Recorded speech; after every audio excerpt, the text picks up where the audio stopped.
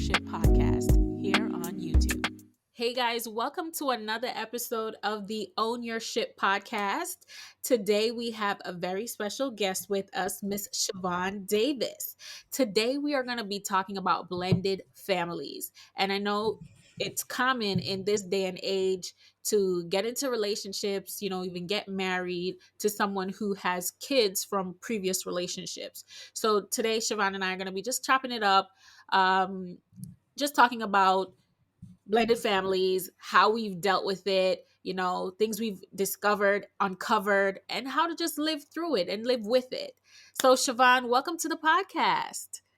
Hey, Melissa. Thank you so much for having me. I'm so excited to be here with you. Oh, yes. It's an honor to have you on my platform. I recently was on Shivonne's platform maybe a few months ago. And I'm telling you, there's something so unique and special about Shivonne. Like, she's super passionate about healthy marriages, healthy relationships, and she lives that daily. I know we talk about, not watching everything we see on social media, but Shivonne practices what she preaches. Like, I love to see her and her family interact on social media. It's beautiful. You guys should follow her. I'm sure as we go along, we're going to be dropping links and stuff. You guys are going to be able to follow her. All right. So we're going to dive in because we don't want this to be a long, drawn out podcast episode. So we want to just get right into this. So, Shivonne, what's Yes. your experience with blended families? With blended families, my personal experience, Yes. it is hard.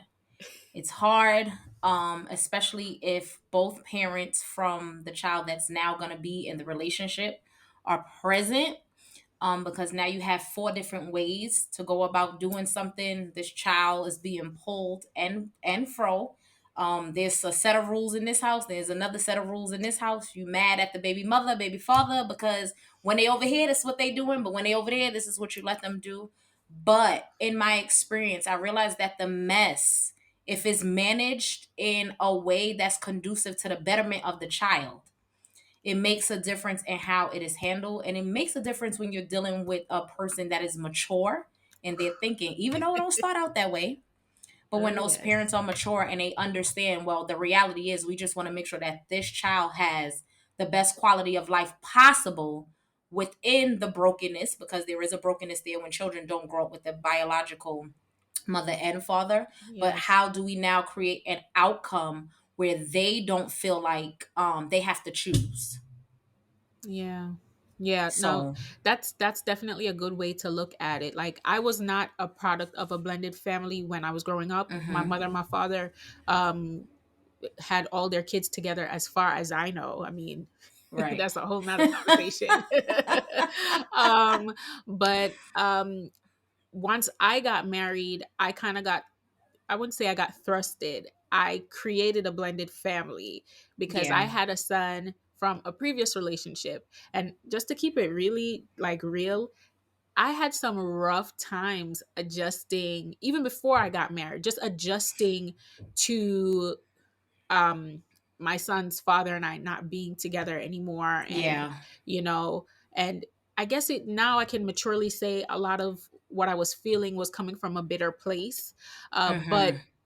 once I got into a serious relationship with my now husband, I think the thoughts that I had, and I've never admitted this out loud to anyone ever, and I'm sure maybe some people can relate, but there are times when I wish my son's father did not exist.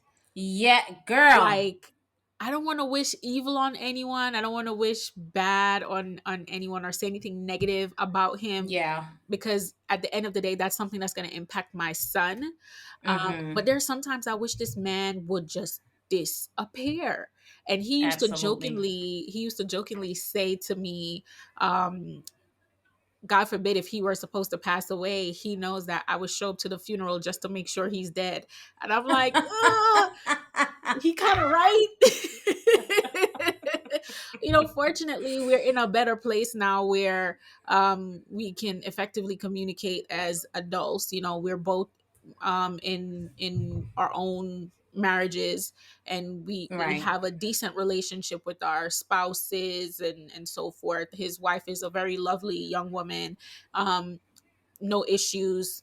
We bump heads every once in a while, but for the most part, we're on the same page. So let me ask you then, so what were your thoughts about getting into a relationship that would require you to be a bonus mom, or your husband to be a bonus dad? Like, what was that Yeah. like? So initially, on the end of my husband being a bonus dad, right? I wanted the benefits of who I knew he can be to my daughter, but I did not want him to discipline her.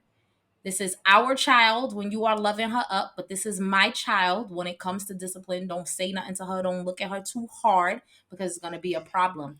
And that created a lot of issues in my marriage. Yes. And then with me being a bonus mom, to be quite honest with you, I didn't want to take care of anybody else's child. And a lot of it has to do with because I am very particular about my mothering. And I was like, I didn't feel like I could mother and nurture somebody that did not come out of me to one her Mm. standard, because she had very strict rules in the beginning of me and my husband's relationship. So I was like, I'm not dealing with that. When he come over here, make sure it ain't a scratch on his head and things like that. So I think ultimately in the beginning, I looked at it for everything that it wasn't, and like all the Mm. wedges that was being drawn, I didn't realize what it could be. So I was like very in the beginning, very closed off to my stepson, who is now like you wouldn't hear me mention him as my stepson. That's my son. Yeah. And even with my daughter and my husband, I come from a West Indian background. Little girls do not belong around men that they are not familiar with. Yep. Shoot, sorry, we wasn't able to be around men that we did know. We couldn't sit on our uncles' laps and things like that. So those were some of Hmm. my initial thoughts. What if this man does something to my daughter? Like, what if I let my guard down too quick? So it was a very, very, very hard transition when Oh my my husband moved gosh. in, because now his visits with his son was now happening in our home. And I'm like, look, I don't want no drama. I don't want to deal with the baby mother and all these other issues. My daughter father is not present. So it made that transition a bit more easier. Yeah. But with his mother being around and my husband and her being on bad terms at that time, I just felt like I had to walk on eggshells as it regarded my relationship with their Oh, son. trust me, I get that, because even with me, you said something earlier about you didn't want him to discipline her because that's your Mm-hmm. child. I kind Yeah. of felt the same way too when it came onto my son. Like, I felt like when it comes onto the discipline part, look, I'll take care of it, whatever. Because my husband and I, we would differ in terms of how we would parent, which is common across the board Yes. because we're two different people. But I found that it was causing issues in our relationship because um my husband's mindset would be like, well, he's a boy, you're babying him, Mm-hmm. he needs Mm-hmm. to be stronger, we got to toughen him up. And my head is like, oh my God, but he's just so young, and it's okay, I'm gonna talk to Yes. him. And my husband is like, what, like, do you just not want me to say anything? Do you just not want me to do anything? You don't want me to be a parent? Like, aren't we supposed to be doing this Right. together? And it caused a lot of friction in our relationship.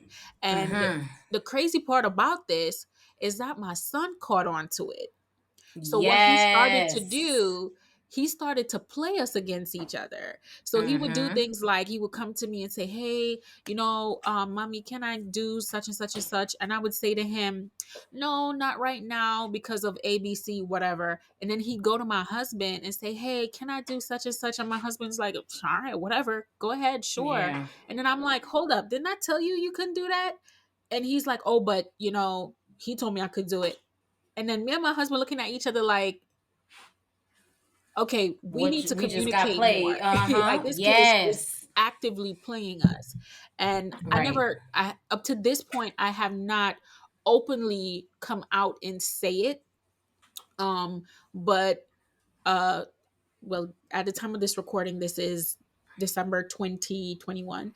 But back in August, my son decided that he didn't want to live with me anymore because Mm-hmm. he couldn't continue to get away with the stuff that he was trying to get away Mm. with, because now he Yeah. realized that me and his stepdad, we were actively communicating with each other. We were on the same page. Like, we were not going to allow a 8-year-old to dictate to us how our marriage was going to go.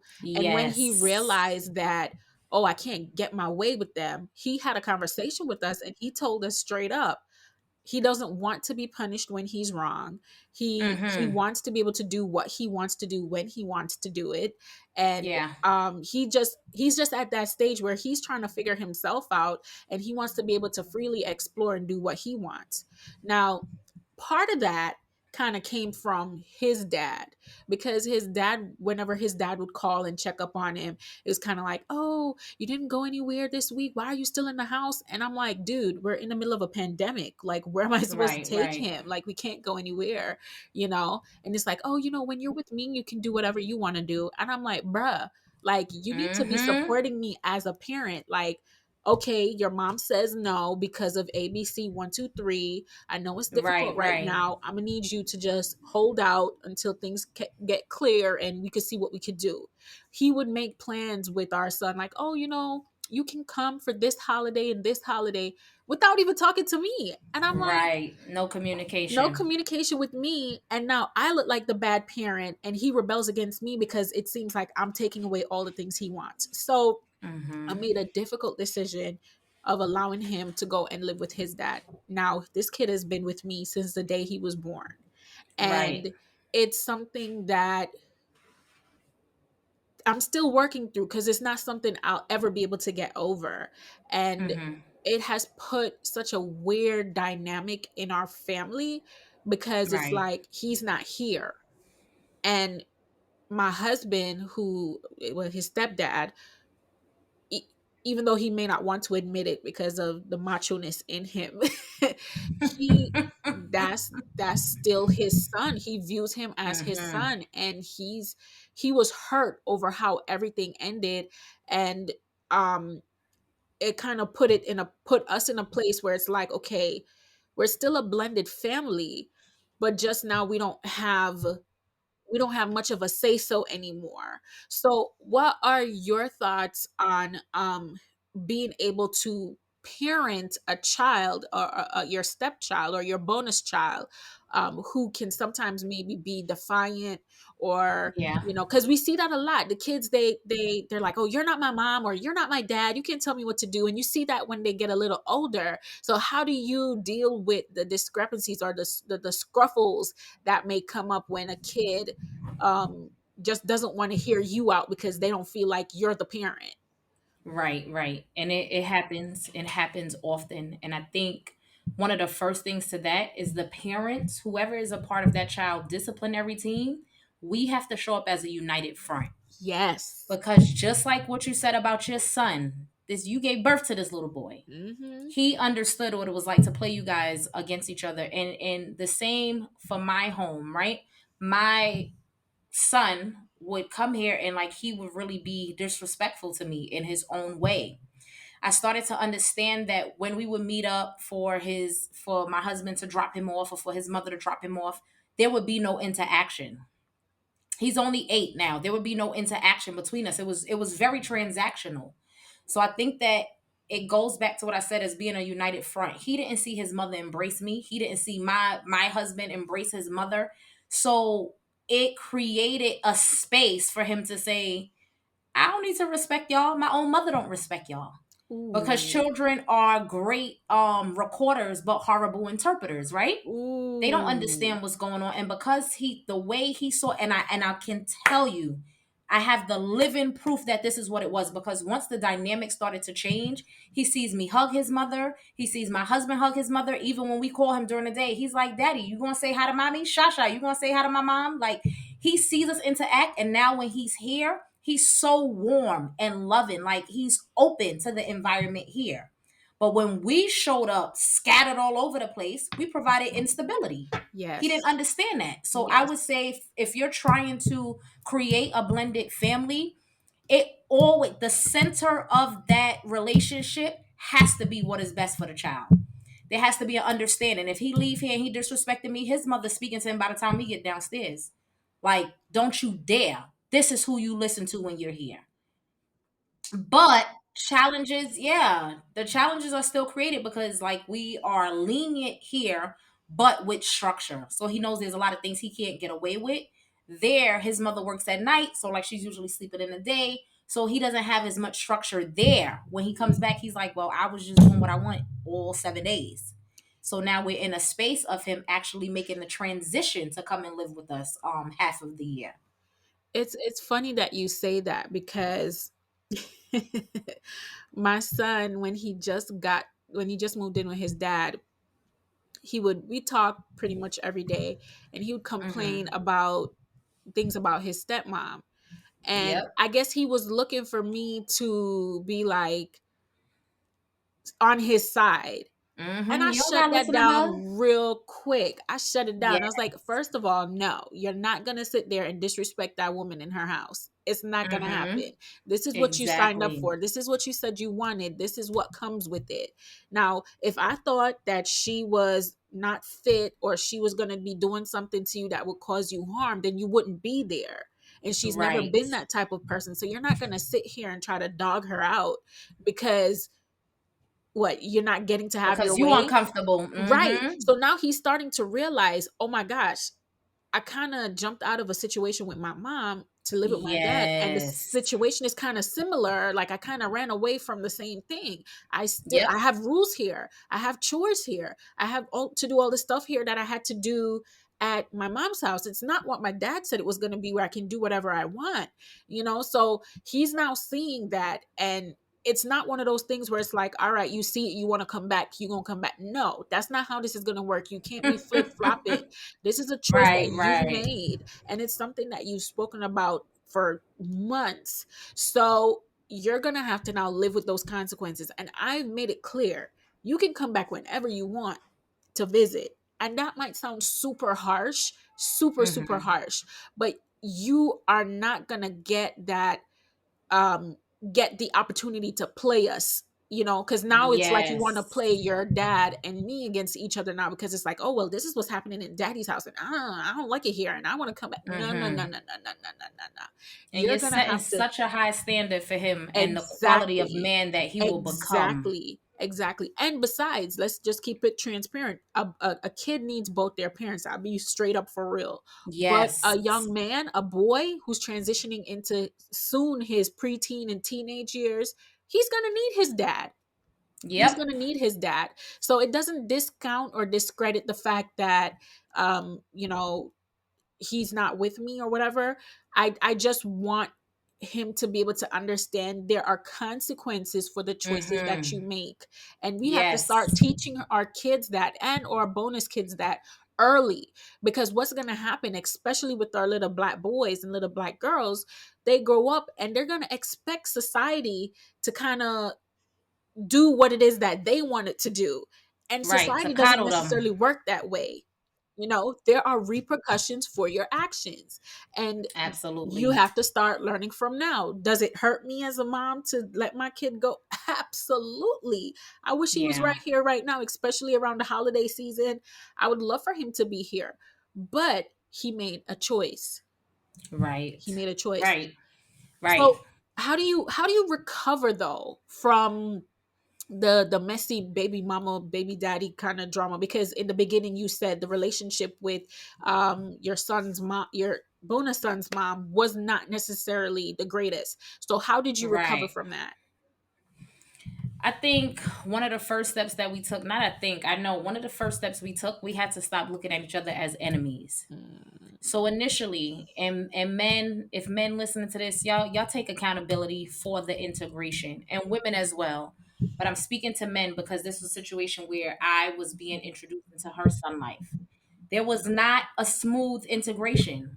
It was just like, this is my girl. She pregnant. We having a baby, and I'm not coming over there to see my son anymore. Now he got to come and see me. There uh, was no true introduction, like, because in his mind, he felt like she didn't deserve that because they were like no longer dating and whatnot. And at that point, I didn't have the maturity level that I have now. I was just like, oh well, they ain't got nothing to do with me. But it ooh, has everything to do with you. yes. The initial integration sets the foundation for the rest of the relationship. So she did not like me. I did not like her, not because of anything, any interaction that her and I had, but I felt like at one point she was using her son to spite my husband. So naturally, from Bed-Stuy, I'm like, oh, we about to get it on and all the way popping. Because what you're not going to do is disrespect who I'm walking the street with. But I didn't consider her feelings. I Yeah. didn't consider that her whole life was now interrupted because this man decided that he was going to go and create another family. Whether they were together or not together when we started dating, I feel that there was a certain respect that she should have been regarded in as the son of his mother, right? Because he used to Right. go over there to see his son 3 days out the week. They used to have a joint bank account and all that. And I was like, all of that is a dub. But I never stopped to think if what if I was the woman on the other side.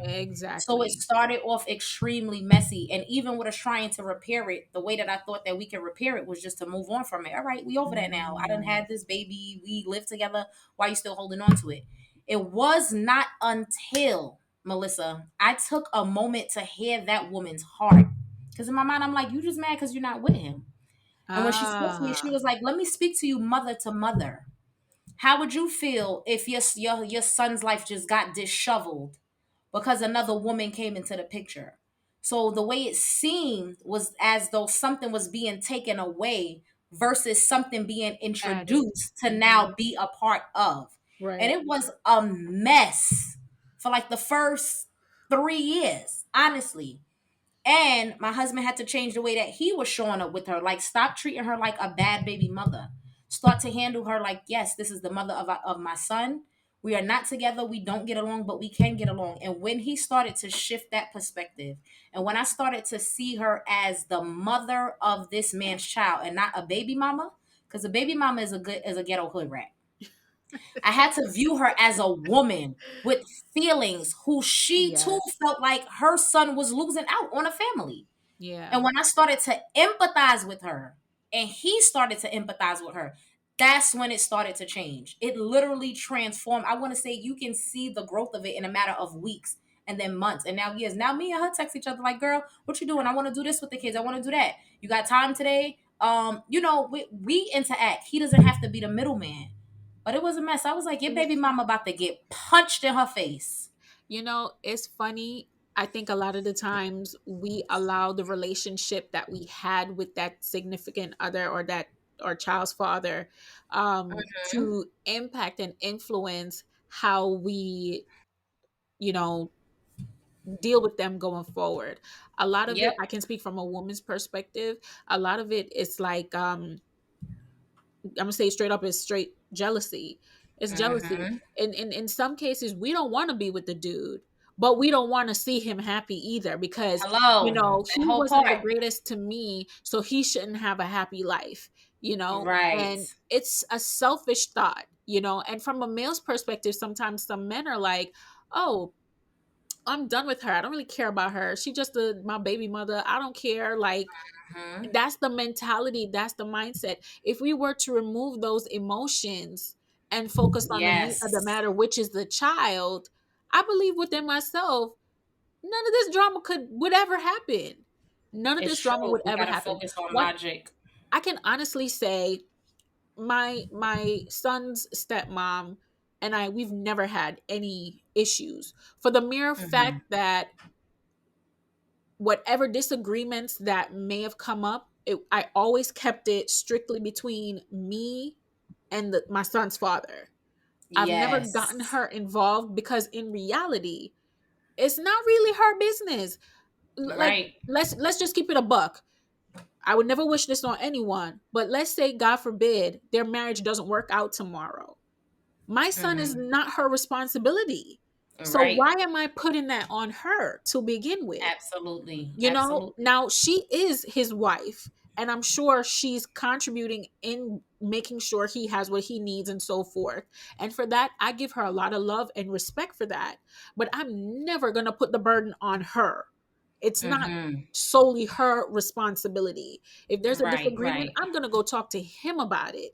Now, if he wants Yes. to share that with her, that's completely fine. If she wants to reach out to me or if I want to reach out to her, we can try to work something out to meet in halfway or whatever, sure. But I will never put the full onus on her because I'm understanding that this must be difficult for her too, because I'm sure this is not the life she envisioned for herself. I'm Mm-hmm. sure this is not how she thought, she was going to be spending her life. And the Right. selfish part of me could say, oh, me and him had this kid before she was in the picture. I could care less about her feelings. But again, if we were to put ourselves in that person's shoe, Mm-hmm. how would we feel? It's We true. have to stop being selfish and be more selfless, you know? Yes, and worry about the kid. Exactly. Worry about Exactly. the kid. So you think it's important to treat your bonus child as your own, which is, of course, that's a non-negotiable, but some people don't. Absolutely. Why do you think it's so important for us to treat these bonus children as though they're our flesh and blood? I would say the number one reason I have, Melissa, you know, I am such a legacy driven person. The trauma that that child will grow up with, understanding that they were treated differently every time they went to their mother house, every time they went to their father house, Yes. it's going to follow them, and they will either shut down or replicate it in their own life. So whatever I do with my children right now, it is a deposit into their adulthood. I never want my son or my daughter, and I say this in a space of like really want you guys to understand my daughter. When his son comes here, my daughter is the only child here who is not biologically a Davis. I know how she feels, even though my husband loved her. This man adopted her. His name is now on her birth certificate. She has his last name, right? She still feels a space of, all right, it's you, daddy, J, and Z, because y'all are all Davises, biologically or through marriage. I understand that she still, even though he has been in her life for 7 years, she still feels some type of separation in that. So why would I want my son to come in a space and have to experience that? He doesn't Yeah. need to know that there's a different type of love being shared. He doesn't need to feel like his sisters are being esteemed differently than he is. He needs to feel included. So we create a culture of inclusion. It ain't your my daughter, your son. No, they are our children. Yeah. Together, we have three children. This is our Yep. bloodline. This is our legacy. Yep. Children hold on to that, and they can feel when you faking a funk with them. So Oh, if you can't yes. love my child the way I love my child, not to say that it has to look the same, but if my child cannot feel what you give to our daughter, because our youngest is ours together, right? Biologically, then you don't need to, then we don't need to do this. Because we're not gonna lose. They are. They will make up things about themselves, why they were undeserving of the same love that their siblings were getting. And that's whether all the children are yours biologically or not. Do Yep. not make your children feel different. We love them different. Melissa, I think this is your second child, third, right? Third. This one right here about to be number 3. Right. You would know that you love your son, you love your daughter, you love this baby. You would know that you have a different connection with all of them, but you Exactly. will love them the same as a mother. Children can Yes. feel division. I never want any Yes. of my kids to experience Yes. exclusion. And That's why it's important. If you love that man, you love that woman with all of you, then you have to. It's a non-negotiable. that's something that I talk with my son about all the time. Like, he has never come out right and said he felt that way, but I believe within myself sometimes you just have to put it out there. There's no amount of kids that I can have that could ever replace my son, because my Right. son holds a super special place in my heart, just as though my daughter does, just as though this new baby that's coming does. My son, and I tell people all the time, and I even talk about it in my book. If you see it back here, From Broken Pieces to Masterpiece, Mhm. I talked about it in my book. When I found out I was pregnant with my son, I was at the darkest place in my life. I was suicidal. I was Yes. depressed. I was ready to take my life. Like, nothing mattered. I was so out of it. And when I had my son and I'm holding this little kid, excuse me, and I'm looking Hmm. at this little kid looking at me, and he doesn't know anything. He just sees this person who's a mother figure, and he's gravitating to me, and I'm like, "Oh my gosh, this kid loves Right. me unconditionally. I'm gonna have to learn to love this kid unconditionally, because the mother instinct for me didn't just come in like that, you know. Right. And Right. Right. as Talk and about that. over the years, going through so much with my son, it's just like, it doesn't matter who it is or how many kids I have. I can have a whole basketball team. There is nobody that can ever replace my son. He is so special. He is so unique. He is so intelligent. He has his own just way of looking at the world. And I would never want to put him in a box and say, okay, because you Mm-hmm. decided you didn't want to be here anymore, then I'm done with you. No, no, no, no, no, Right, no, right, no, right, no, not gonna happen at all. Not gonna happen. right. So what did you think um having a blended family was gonna be? Because we kind of all have our preconceived notions about what we think it's gonna be. Oh, it's gonna be all great and Mm-hmm. happy, or you probably come in Girl, stone faced like, well, I ain't gonna like him. I'm not gonna do this. So what did you think your blended family situation was gonna be? I thought it was gonna be so easy. I thought we was gonna be like Will and Jada and Will's first wife. You know, when Going they on go to vacations dance together. together. What? I was like, yes, that is so beautiful. Oh It's my more god. parents for the kids to love. They got more grandparents and all these other things. I thought it was gonna be so smooth. Especially for me because I like to think that I'm a very loving person. Like I love people. So I thought that's how it was gonna be. We're gonna be turning up together. Me and your baby mom's gonna be chilling. We're gonna be going to dinner. This is what I envisioned because family is very important to me. And I like to feel like we're getting along, like we're doing Right. all the things, we're having all the hard conversations. And then to my surprise, I'm like, this is what it's like because I never wanted to be in a situation where there's animosity between the two women or the two fathers or anything like that. I really wanted to be inclusive. Yeah. And I Yeah. got the reality check of my life that no, you can't have that. You have to create that. Yes. You have to create that. And It's now we hard are in work. the now we are moving into the transition of creating that. Of now we can do birthday parties together. Now we can hang out together. Now we can do things with the kids. Now we can call each other and check up and just see. Sometimes we just write each other, hey, just checking to see how you doing. How's everything going? Oh, that's beautiful. That is so So beautiful. I wish more blended families would have that dynamic. yeah, It's still a touchy subject for a lot of people, and it's unfortunate. It's unfortunate, but uh, I just think the that a kids lot of people lose. need to be super transparent with themselves about how they feel about the situation and try to work on ways to rectify the issues. I can tell you straight up right now, if we were to do a poll right now, a lot of people would have negative stuff to say about their child's other parent. And it's not because, oh, they're not a good parent. It's something personal, like, oh, he did this to me or she did this, so I'm done. You know, we got to get Mm-hmm. past the emotions and focus on these Mm-hmm. kids because they're the ones that's going to be impacted by this in the end. They're the Yep. ones that's going to grow up. We talk about it all the time how, we grew up and we had so much trauma because our parents did this and this. We don't realize we're doing the same thing to our kids. We're doing Absolutely. the same thing. That's it right there.